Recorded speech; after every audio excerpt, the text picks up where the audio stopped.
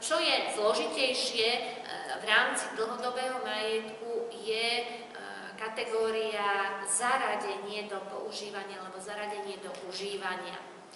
Zákon o účtovníctve, respektíve postupy účtovania, totižto v tejto súvislosti hovoria, že je dôležité, aby boli zabezpečené všetky, dajme tomu, technické funkcie, čiže funkčnosť z daného majetku, ale okrem toho aj splnenie si ďalších zákonných povinností.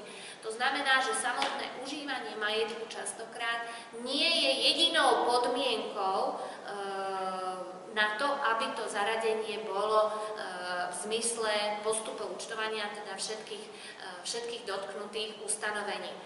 Často som sa v praxi stretla s tým, že sa ma spýtujú na školeniach: viete čo, my už dávno majetok používame, nemáme ani kolaudačné rozhodnutie. Podľa zákona vôbec nemôžeme zaradiť. V podstate ja by som naďalej mala zotrvávať na účte 0,42 a ak mi nejaké náklady vznikajú, tak tie naďalej navalovať na tú 0,42.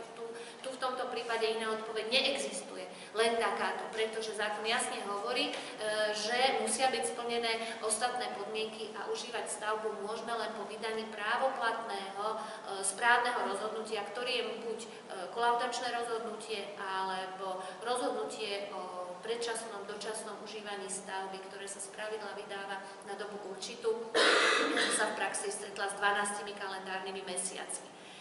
Čiže potrebujeme mať takéto rozhodnutie, bez toho jednoznačne zotrvávame naďalej stále na účte 0,42.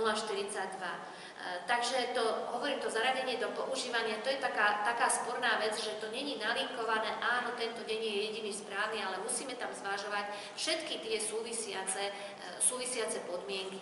Takisto postupy účtovania sa odvolávajú na niektoré právne predpisy, jednak na tento spomínaný stavebný zákon, a teda na stavebné konanie, ale aj na iné právne predpisy, napríklad zákon o prevádzke vozidiel v premávke na pozemných komunikáciách, ktorý som už spomínala,